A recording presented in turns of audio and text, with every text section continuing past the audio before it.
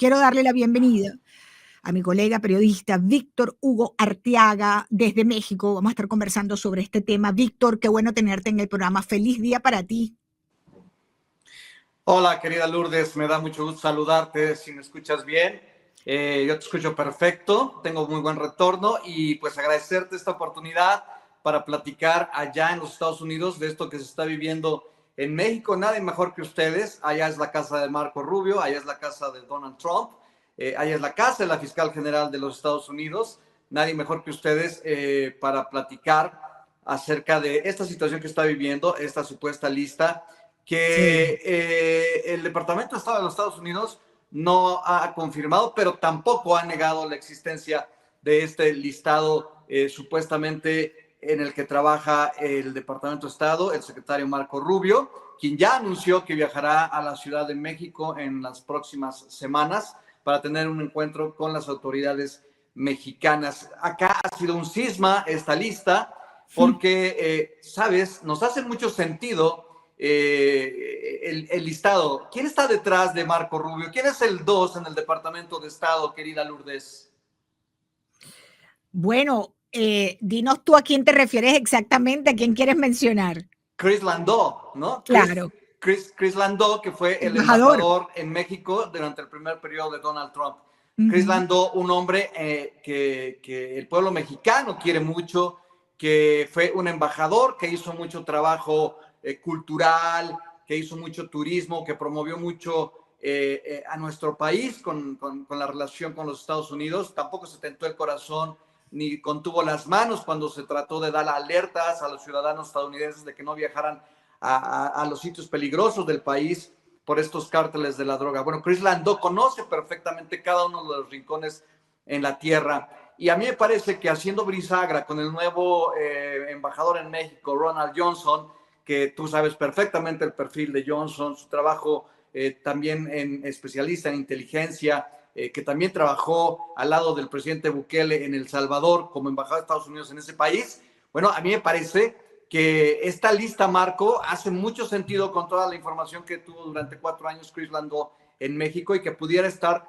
trabajándose junto con el nuevo embajador y con el titular del Departamento de Estado de los Estados Unidos. Sí, bueno, y hay antecedentes también con este tema de listas de personajes políticos, empresarios vinculados al narcotráfico, porque, por ejemplo, tenemos el caso colombiano, ¿no? Recordarás cómo Estados Unidos tenía precisamente esas listas de las personas que eran los extraditables, los identificados plenamente, los vinculados a los distintos cárteles de la droga. Te estoy hablando de los años 80, 90, y no sé si todavía tengan esas listas, pero sí recordamos que existían, así que no tenemos por qué dudar de que existe una lista marco. Sin embargo, fíjate qué interesante, ¿no? Amigos oyentes, esto no forma, esta lista marco, esta presunta lista marco, no forma parte de ningún acuerdo de cooperación binacional suscrito con México. Sería una lista fundamentada ¿en qué? Bueno, en el Patriotic Act, en la ley de designación de organizaciones terroristas, los FTOs, y por supuesto la OFAC, ¿no? Que es la que regula el tema del lavado de dinero. En el caso escandaloso del gobernador de Tamaulipas, querido Víctor, hay unos señalamientos que lo vincularían directamente a este gobernador, dramático esto, porque estamos hablando de gobernador de un estado en México, amigos oyentes. Por supuesto, para muchos me están escribiendo aquí que no sorprende nada de eso, pero bueno, uno sí se sorprende. ¿O no, Víctor? Uno se sorprende porque uno dice, espérate, este es un gobernador que entendemos que tiene algunos vínculos, incluso familiares, que han estado relacionados con los cárteles de la droga, pero bueno, la responsabilidad penal es individual, ¿no? Y entonces uno ve esto y ve que sus más cercanos operadores también están involucrados, en este caso puntualmente, con figuras como el Mayo Zambada. Háblanos de este gobernador de Tamaulipas, por favor, Víctor. Bueno, ya de entrada el peso histórico y la carga genética política que tiene y la etiqueta, su padre fue gobernador a finales de los años 80, mediados de los años 90, del mismo nombre, Américo Villarreal Guerra. Se le decía que era primo de Juan Nepomuceno Guerra, el fundador del cártel del Golfo.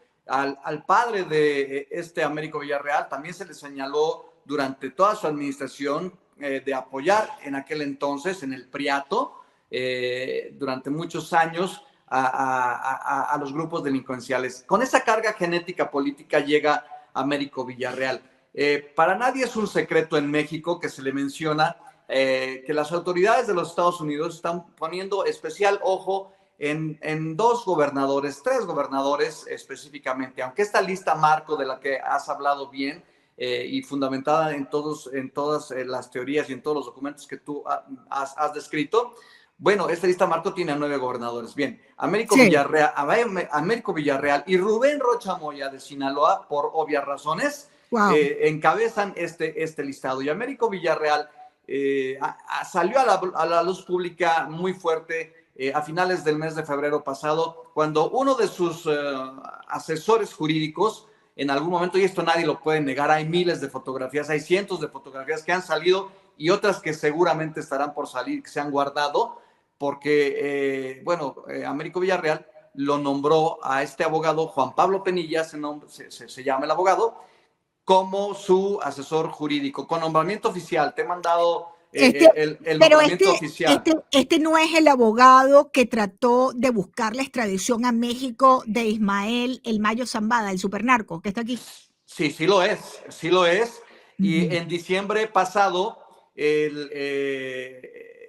la defensa de El Mayo Zambada, encabezada por Frank Pérez, un abogado que se dedica a defender personas de dudosa reputación en los Estados Unidos, Frank Pérez nombró dentro de su equipo de trabajo, desde diciembre, a Juan Pablo Penilla, este abogado relacionadísimo con el gobernador Américo Villarreal, que le dio un nombramiento oficial en 2023 como asesor jurídico del gobierno de Tamaulipas. Si bien es cierto que para la fecha, cuando fue nombrado como consultor de Frank Pérez en México para el tema de la extradición del Mayo Zambada, tú recordarás que el Mayo Zambada escribió una carta a las autoridades mexicanas a principio de este año, donde les pedía la ayuda para ser extraditado y regresar al país, acusando que su captura en los Estados Unidos, fue una captura ilegal, pues fue secuestrado por uno de los hijos del Chapo Guzmán para poder llevarlo a territorio estadounidense sin su consentimiento. Bueno, el Mayo Zambada escribió una carta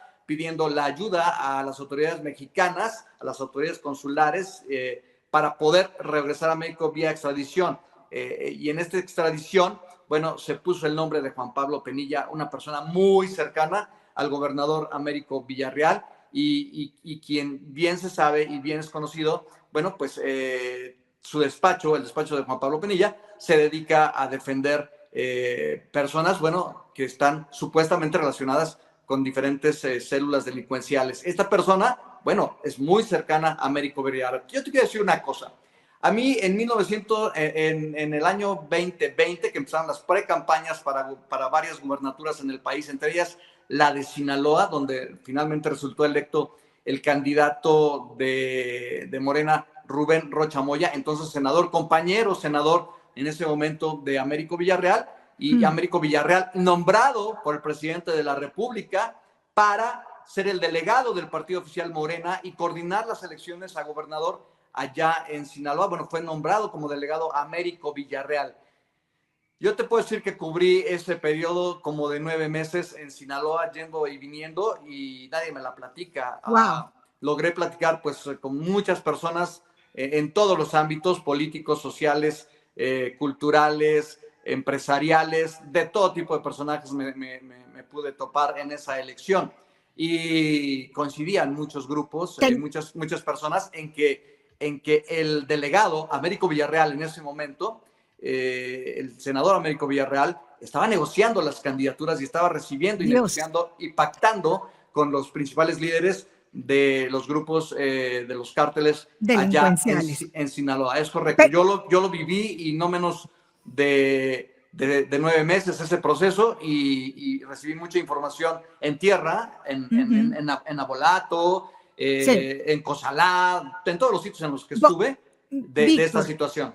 Tengo que hacer una breve pausa para identificar la emisora. Vuelvo inmediatamente contigo, amigos oyentes. Víctor Arteaga desde México. Estamos hablando sobre la inédita elección judicial de este domingo en México, donde se cerraron las mesas con una bajísima participación, pero fueron unas elecciones, nada más y nada menos, queridos amigos oyentes, para,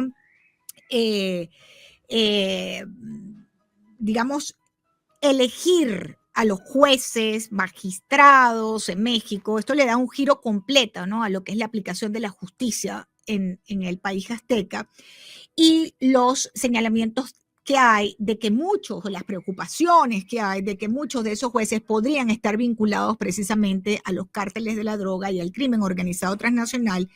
Pero adicionalmente a esto se suma la lista marco, la supuesta lista que tiene a puño y letra hecho por el secretario de Estado Marco Rubio, donde estarían los nombres de funcionarios electos en México a quienes se les sería retirada la visa, y entre esos tenemos a el gobernador de Tamaulipas y a otros más. Permítanme hacer una breve pausa y ya regresamos. Muy bien, amigos, continuamos en el programa. Yo soy Lourdes Uriarte, estamos completamente en vivo. Gracias a los oyentes por escribirnos.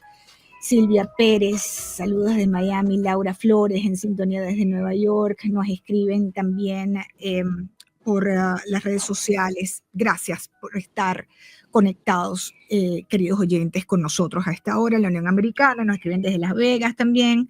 Muy agradecidos donde quiera que se encuentren. Bueno, el secretario de Estado Marco Rubio va para México, amigos oyentes. En las próximas semanas se va a reunir, por supuesto, con la presidenta Sheinbaum. Ha habido una buena relación, un buen entendimiento con la presidenta desde que asumió el presidente número 47, el presidente Trump, pero han sido muy claros, ¿no?, en los temas que preocupan, fuera de los temas de los aranceles, en los temas económicos, los temas de seguridad, ¿no?, los temas de narcotráfico, los temas. Recuerden, amigos oyentes, que en los Estados Unidos cada 7 minutos se muere una persona por sobredosis de drogas. Tenemos un gravísimo problema de consumo de drogas en los Estados Unidos, gravísimo. Estoy esperando todavía que la administración saque alguna iniciativa para tratar de contener el consumo, porque se está atacando es el tráfico, pero también hay que atacar el consumo. Y en el tráfico, pues, este fentanilo que está matando a la gente, básicamente entra por nuestra frontera sur, y eso es algo que esta administración ha sido muy firme que hay que solucionar, ¿no? Tengo en línea al periodista Víctor Arteaga desde México. Estamos hablando precisamente sobre los vínculos de funcionarios electos en México con el crimen organizado, con el narcotráfico, y que estarían en esta lista que tiene Marco Rubio. No lo digo yo no digo de la lista, déjeme decirle, la misma gente del Partido de Acción Nacional en la Cámara de Diputados han dado crédito a la versión sobre la existencia de esta lista, donde están ahí con nombre y apellido quiénes serían las damas y los caballeros susceptibles de que les quiten todos los visados, etcétera, para los Estados Unidos por sus vinculaciones con el crimen organizado transnacional. Retomamos la conversación con nuestro invitado, Víctor Arteaga, y uno de esos personajes sería nada más y nada menos que el conocido gobernador de Tamaulipas, Américo Villarreal Anaya, cuyo nombre estaría en esa lista Marco y mencionado en distintas ocasiones como posible blanco de las autoridades de los Estados Unidos por sus posibles nexos con la delincuencia, con el crimen organizado. 87% se habla, han dicho en este mismo programa, del territorio mexicano en manos del crimen organizado transnacional, amigos oyentes, y esta administración, y puntualmente Marco Rubio, que no le tiembla el pulso para hacer lo que tenga que hacer, ya lo viene demostrando, pues yo no dudaría de que esta lista exista y que en este viaje a México veamos resultados como ese, ¿no? Cancelaciones de visa, etcétera, etcétera. Víctor, ¿cómo ves tú el tema de la aplicación de esas sanciones? ¿Qué tanto afecta a un funcionario público electo que el gobierno de Estados Unidos le retire una visa por presuntos vínculos con el el narcotráfico o el crimen organizado. Volvemos a la Colombia de los años 90, recordamos al presidente Ernesto Samper que le quitaron la visa americana, no podía viajar a los Estados Unidos por haber recibido supuestamente dinero del narcotráfico en su campaña electoral. En el caso mexicano, ¿cómo se ve esto? ¿Cómo se vería esto? Bueno, puntualizarte que un maestro chileno que tengo de periodismo maravilloso lo define muy bien. México es la Colombia de los años 80. En México no se pelea por democracia, la tenemos hace muchísimos años. Tenemos instituciones democráticas que, claro, ahora cada vez se debilitan más. Sin embargo, hay democracia, entre comillas, en el país. En México ya no se lucha por la democracia. En estos momentos, al ser México la Colombia de los 80, se lucha por la soberanía. ¿Quién manda? ¿El Estado o los grupos delincuenciales? Y en ese contexto, bueno, pues se empieza a analizar toda la red de complicidades que ha tenido el gobierno de la izquierda del anterior presidente Andrés Manuel López Obrador con su relación con los grupos delincuenciales. Está perfectamente documentado por las agencias de inteligencia de los Estados Unidos, por distintas agencias, que en la elección del año 2018 los grupos delincuenciales ubicados en las zonas, especialmente el cártel de Sinaloa, operaron en la campaña, y yo lo viví también en el estado de Sinaloa en el 2018 y en el 2021, donde los grupos delincuenciales capturaron temporalmente a los políticos opositores a Morena y los guardaron, entre comillas, durante 24 o 48 horas para que no pudieran operar y no pudieran participar en la elección. La Comisión Estatal de Derechos Humanos de Sinaloa y la Comisión Nacional de Derechos Humanos en México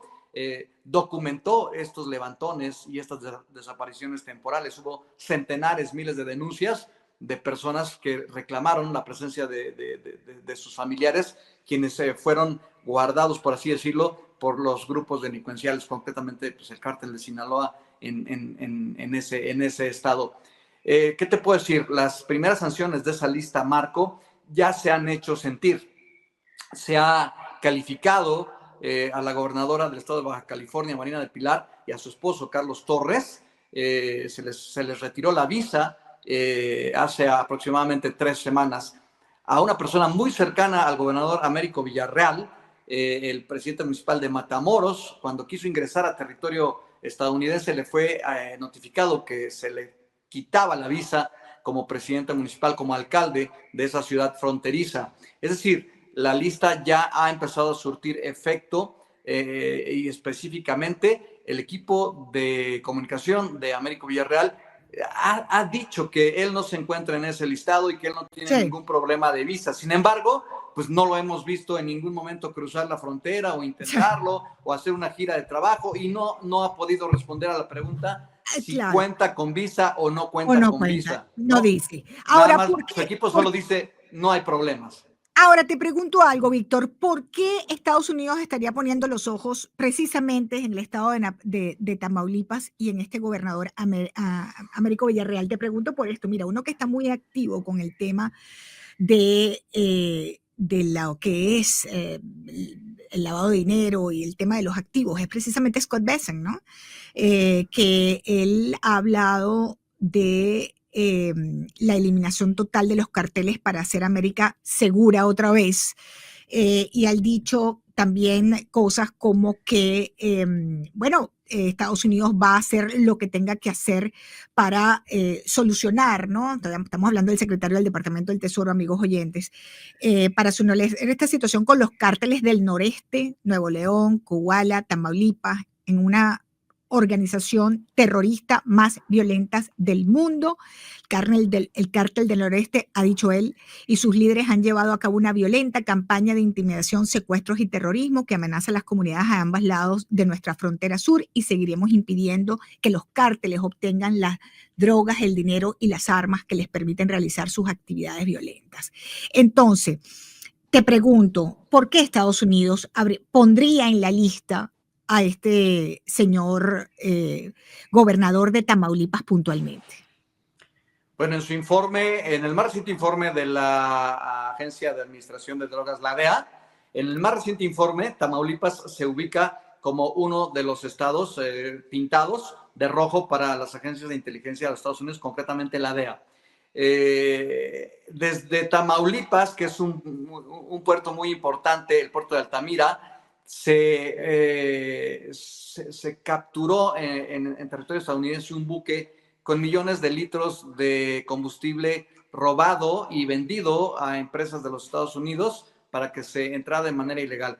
Estados Unidos ha detectado que la venta de combustible que en México proviene de la petrolera oficial Pemex y que en México se le conoce como al robo del combustible y que se vende en el mercado negro, se le conoce como huachicol, Lourdes.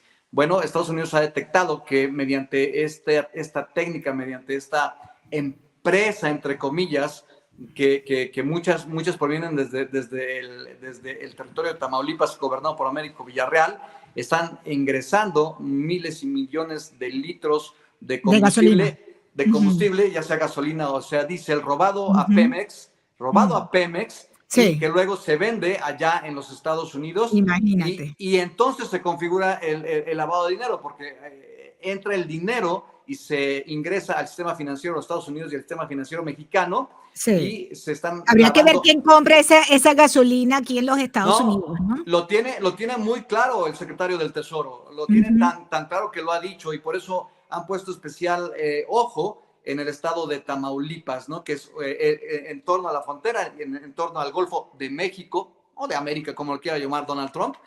Bueno, es por ahí el paso para llevar este combustible. Ahora mismo las autoridades, en este momento, además del fentanilo, están poniendo especial atención en Tamaulipas y en todos los buques que llegan desde México, y está poniendo ya especial atención porque dicen las autoridades de Estados Unidos, del Departamento del Tesoro y bueno, todas las agencias de inteligencia, que para que esto ocurra, porque pues, hay un sistema de aduanas, ¿no? Mexicano, que para que esto ocurra, para que el combustible pueda salir, bueno, debe de haber personas en los 3 niveles de gobierno, ya sea municipal, estatal y federal, que seguramente están enterados de que esto está sucediendo y lo están permitiendo. Por eso el ojo en Américo Villarreal específicamente en esto. ¿Y por qué? Porque, bueno, también se le consideró como uno de los principales operadores financieros de los grupos criminales, que era el recolector del dinero proveniente para la campaña, que está perfectamente documentado también por las agencias de inteligencia de los Estados Unidos. Todo el dinero sucio, el dinero del narcotráfico, el dinero de los grupos delincuenciales que hubo durante la campaña del presidente López Obrador. En ese sentido, por eso ponen el ojo específicamente en Américo Villarreal, porque fue uno de los operadores financieros para el expresidente. Y una de las fuentes y lo he venido diciendo y está publicado en antes Twitter, ahora X, una de mis fuentes en Estados Unidos fue muy clara con decirme en su momento, y lo he venido diciendo durante 4 años ya, que Andrés Manuel López Obrador, el día que los Estados Unidos quieran, será el próximo Manuel Antonio Noriega para las autoridades de los Estados Unidos. A ese nivel lo tienen algunas fuentes. Y ayer lo veíamos votando en este proceso electoral, amigos oyentes, que verdaderamente muy, muy cuestionado. Y me quedo sorprendida, ¿no? Porque los cárteles y los delincuentes operan siempre de manera similar, Víctor. Y estaba leyendo que arremeten, ¿no? Estos presuntos miembros o vinculados a grupos criminales contra precisamente abogados, jueces, ¿no? Los que están del lado correcto de la historia, entonces son los que son señalados por grupos criminales. Y me refiero puntualmente, hay un despacho de abogados, amigos oyentes, en México, quizás yo creo que es el más reconocido, de los más reconocidos, ¿no? En México, que han sido tratados los han tratado de intimidar, por decirlo de alguna manera, Víctor, por su trabajo, por sus investigaciones, por sus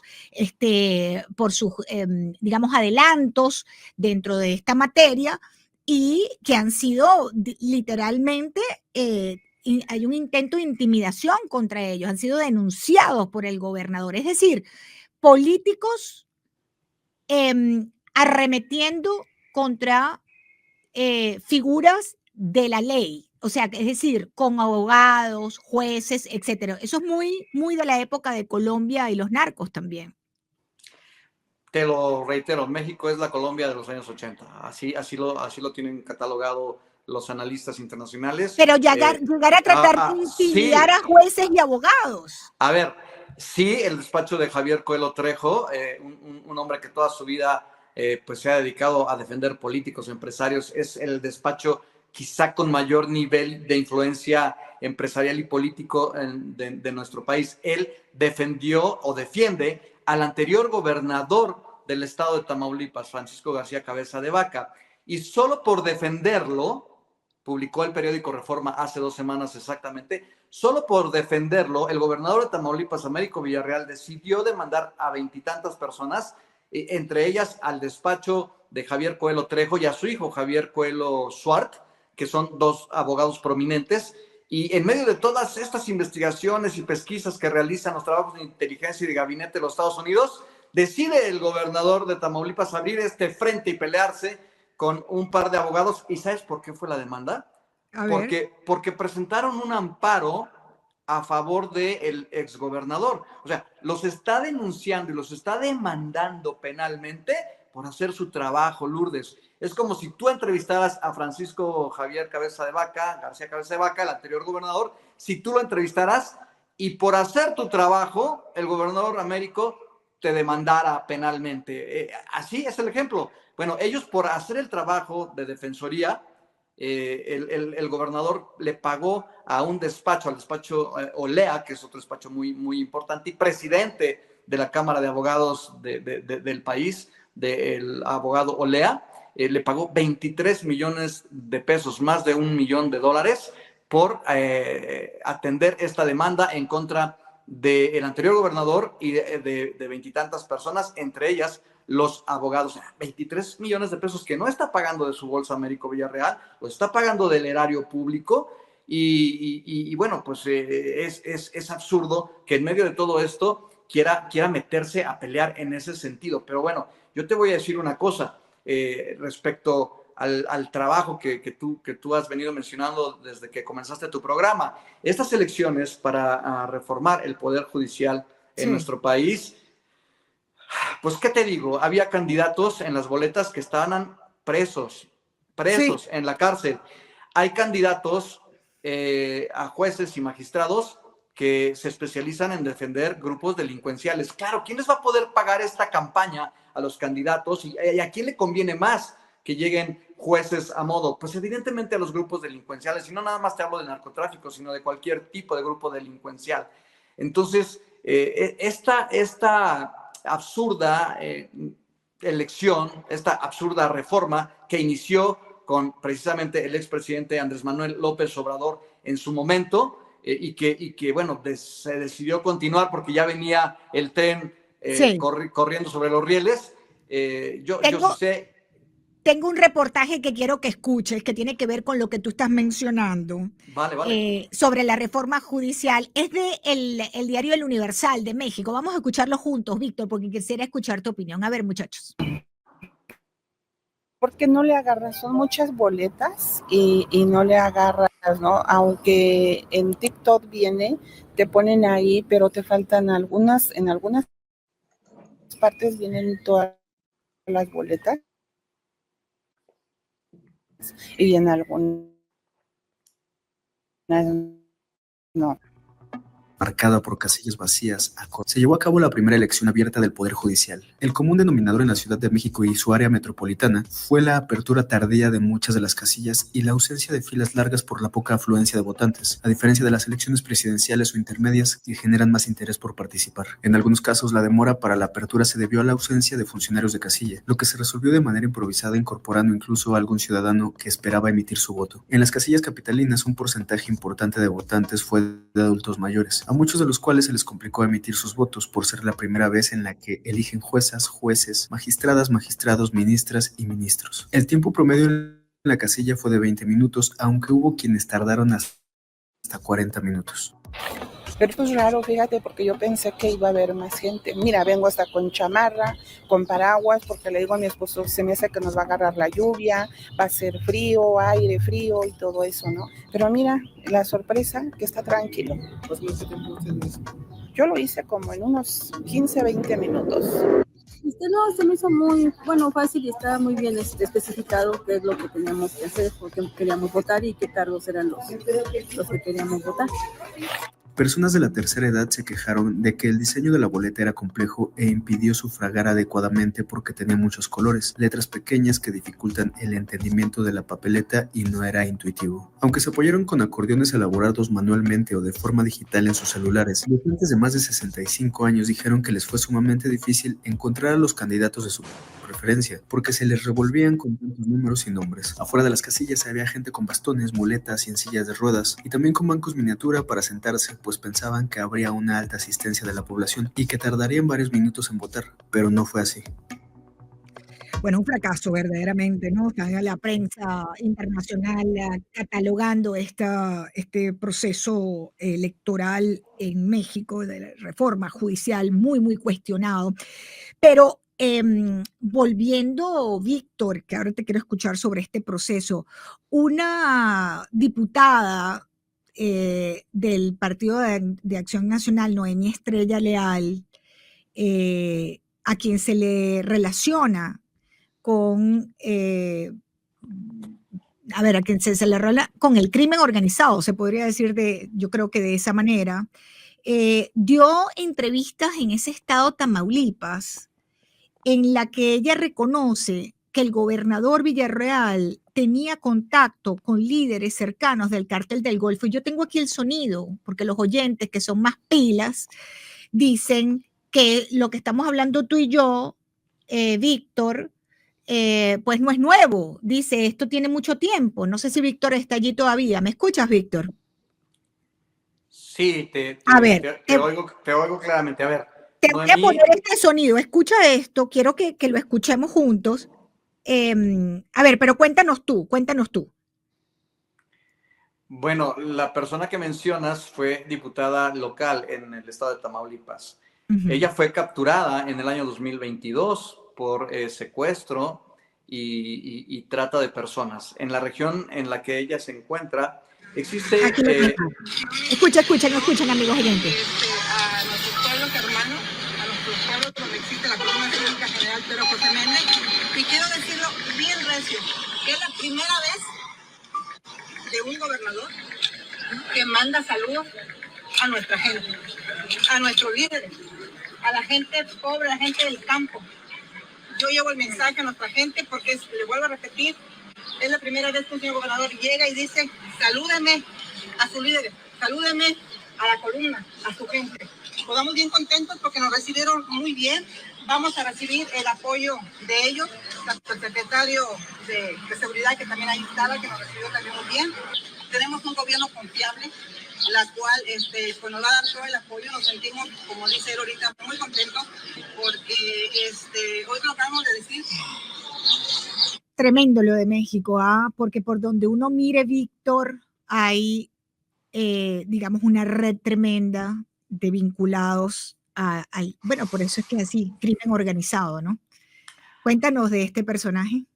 Te platico, ella es hija de Octavio Leal. Octavio Leal, en 2010, junto con su hermano, fundaron unas autodefensas para protegerse en su entorno, en sus municipios, en la sierra de Tamaulipas, para protegerse del cártel del Golfo, ¿no? de los grupos delincuenciales.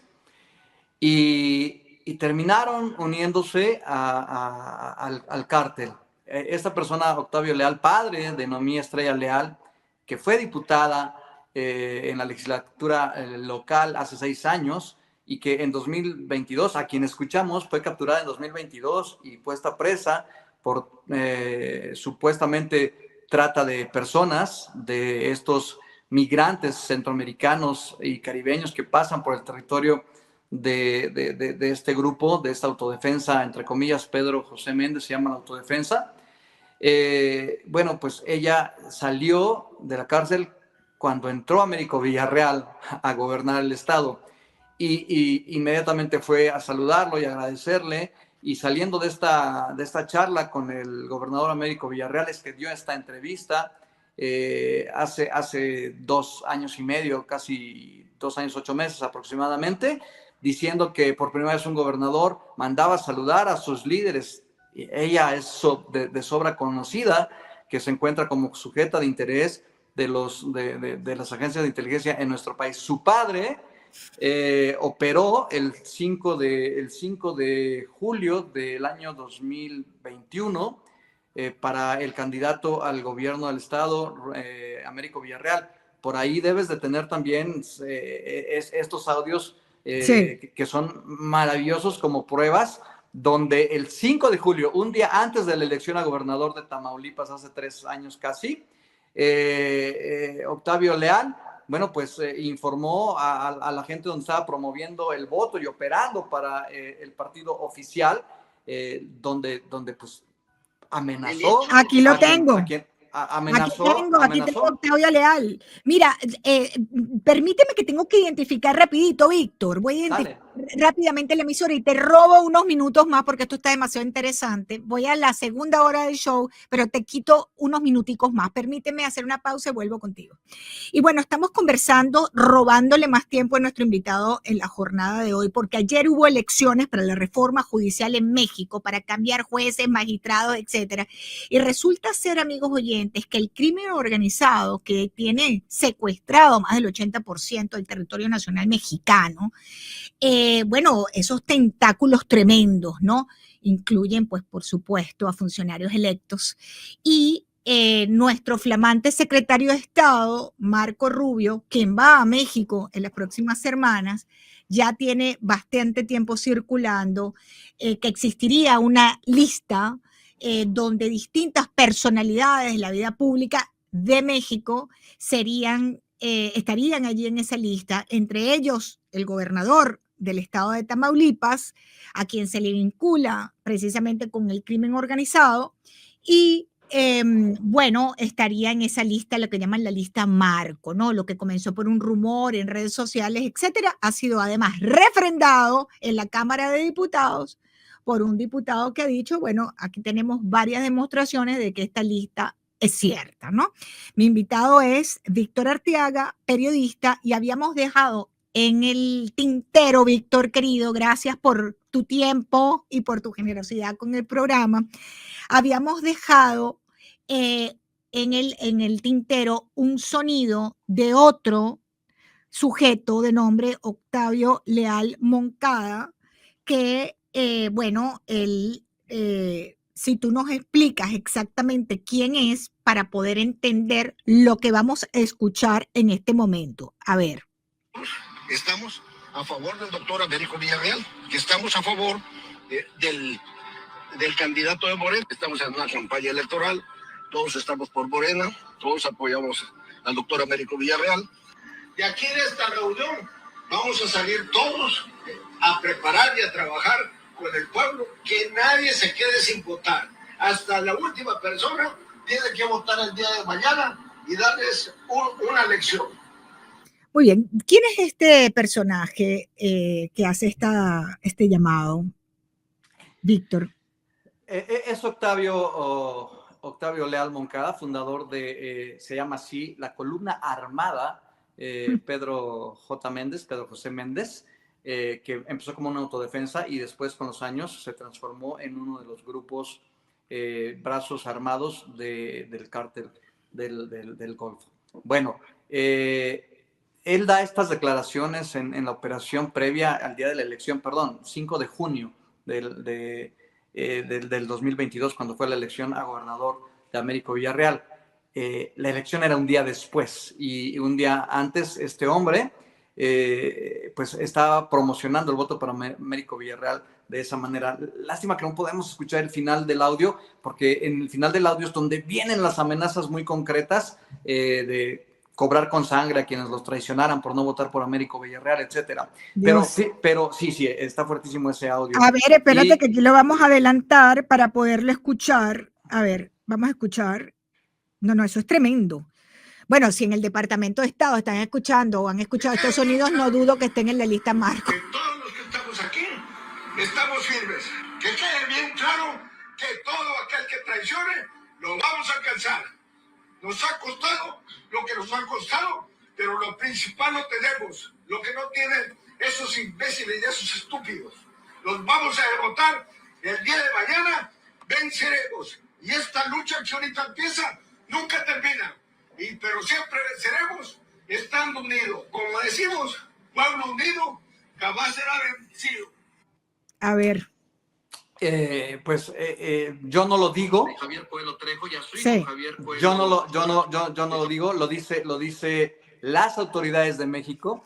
5 semanas después, el 22 de julio, Lourdes, el secretario de la Defensa Nacional, el hombre fuerte de la milicia mexicana, el general Luis Crescencio Sandoval, en la mañanera, en este show matutino del presidente López Obrador, presentó a este hombre que tú escuchaste, que pusiste el audio.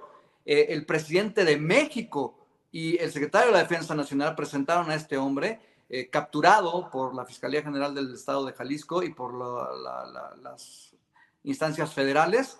A este hombre que tú has escuchado lo presentaron como un generador de violencia de alto impacto en su territorio y miembro de los cárteles de esa región. No lo dice Víctor Hugo Arteaga, no lo dicen las redes sociales, lo dijo el hombre fuerte de la milicia mexicana, junto al presidente de la República, Andrés Manuel López Obrador. A ver, ¿qué ha pasado después? Sí, tremendo. ¿Qué ha pasado después de esto? Bueno, esta reforma en México pues se ha dado mayormente promovida por el expresidente Andrés Manuel López Obrador y bueno, pues como venía ya, decimos en el norte de mi país, la viada, pues se tuvo que reformar. Pero lo que vivimos ayer es el entierro del Estado de Derecho en México.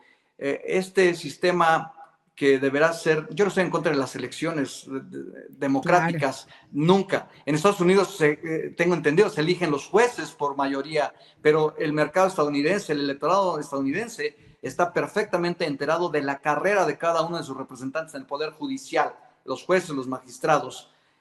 Acá en México no. O sea, las dependencias tuvieron que crear acordeones y tachar los nombres de las personas que habían sido previamente filtradas en el Congreso mexicano, tanto en la Cámara de Diputados a nivel federal como en el Senado de la República. Es decir, estos nombres que llegaron a las boletas no son candidatos que el pueblo haya determinado o que hayan salido del pueblo para ser electos. No, son candidatos que eligieron los senadores de mayoría oficialista y los diputados de mayoría oficialista y que nos pusieron pues a votar. Por eso tan bajo el índice de participación, apenas entre un 12 y un 13.5%. Quiere decir que de los 100 millones de personas que podían votar, Lourdes, pues votaron 10 millones de personas, 12 millones de personas, muy bajo en términos de porcentaje para esta elección, que ya era una elección de Estado, porque ya estaban filtrados. Cualquier persona que llegara y que quede, pues ya fue previamente palomeada, decimos en México, para ocupar esos cargos. Y pues muchos errores en la elección desde la concepción de las candidaturas. Como te digo, muchos jueces serán patrocinados por narcotraficantes, muchos jueces serán patrocinados por grupos delincuenciales. Claro, lo que se temía y por lo que se habían hecho tantas solicitudes para que esto no llegara hasta aquí, ¿no? Yo recuerdo la Asociación Nacional de Magistrados había exigido la suspensión inmediata de esas elecciones, pero no, siguieron para adelante. Víctor, me quedan 2 minutos. Pues en resumen es lo que te puedo informar desde México. Estamos viviendo un momento muy complicado, una tensión que viene gracias a la oposición desde los Estados Unidos, que esto nos ha resultado maravilloso porque al menos hay un punto de equilibrio, un contrapeso político. Quiero decirte que la presidenta de México, como bien dijiste al inicio de tu programa, ha hecho las cosas lo mejor posible, de la manera mejor posible. Por eso ha recibido el saludo del presidente Trump, los buenos comentarios de Marco Rubio, del embajador que ha Mauricio Claver Carone, que era hasta hace nada la figura de asesor para América Latina del presidente Trump. Él la ha rescatado dice que con ella es una persona con la que se puede trabajar y colaborar y avanzar en las agendas de interés de los dos países. A ver, después de 40 años que buscaba Estados Unidos al Mayo Zambada, el Mayo Zambada está allá. Después de 40 años de buscar al asesino de Enrique Quique Camarena, el agente de la DEA asesinado en 1985. Correcto. Está allá Rafael Caro Quintero, el autor material intelectual de ese asesinato. Es decir, la presidenta de México y su secretario de Seguridad Pública, en términos de seguridad nacional, han actuado completamente diferente a como venía actuando el expresidente López Obrador. Ha habido una ruptura en la estrategia de seguridad y en el manejo de la relación con los grupos delincuenciales que tenía el anterior presidente a lo que hoy está sucediendo con la presidenta Claudia Sheinbaum. No todo es malo dentro de la política de nuestro país. Lo que está haciendo en ese sentido la presidenta de México, les ha mandado 25,000 sujetos de interés a los Estados Unidos de grupos delincuenciales. Por eso es que Marco Rubio va a ir para allá. Por eso es que Marco Rubio va a ir para allá. Y antes de que venga, ojalá y le puedas tú preguntar a Marco Rubio acerca de este listado y acerca de estas investigaciones que deben estar de Américo Villarreal y de Rubén Rocha Moya, porque sí es importante que Estados Unidos fije y plante bandera. Sabemos que por las investigaciones y el sigilio de las mismas, pues no comentan muchas cosas, pero si te quitan una visa como gobernador de un estado, es que algo está pasando en los Estados Unidos y creemos que eso los mexicanos debemos saberlo. Mira, una oyente, Laura Flores, yo soy mexicana y me vine a vivir a Nueva York precisamente por eso, políticos y la sociedad entera vinculada al crimen organizado, dice la oyente mexicana desde Nueva York. Víctor Arteaga, te agradezco muchísimo tu tiempo, haberme acompañado. Qué temazo, amigos oyentes. Estamos viendo como un Colombia 2.0 de la época de los narcos en México, así como las novelas estas. Y aquí vemos amenazando abogados, amenazando jueces, manipulando elecciones judiciales para poner también jueces que estarían vinculados a distintos entes dentro del crimen organizado. Tremendo, funcionarios electos, gobernadores en México, presuntamente vinculados, militares. Es decir, y además el territorio nacional. Aquí han dicho, un exdiputado dijo aquí en mi programa que era 87% del territorio mexicano en manos del crimen organizado. Mira, quitémosle 10, hasta el 77, ya hasta 67, una barbaridad. Si el 87 nos parece mucho. No, a mí me parece poco. Todos los estados de nuestro país, los 32, están infiltrados por las organizaciones delincuenciales. Tremendo. El mayor empleador fuera del gobierno de México, de la estructura gubernamental, es el Cártel Jalisco Nueva Generación, que tiene casi 500,000 miembros contratados a su servicio. Ya tú dirás. Víctor, te tenemos que tener más a menudo en el programa. Gracias por acompañarme, gracias por estos minutos que nos has dado en el día de hoy. Te agradecemos mucho participar en el programa y acompañarme en este tema tan importante. Nuestros vecinos, amigos oyentes del sur, bueno, pasando por esta situación tan penosa, ¿verdad? Tan lamentable, amigos oyentes. Gracias, Víctor Arteaga, periodista desde México. Abrazo fuerte a toda la Florida, a ti y a todo el equipo. Gracias.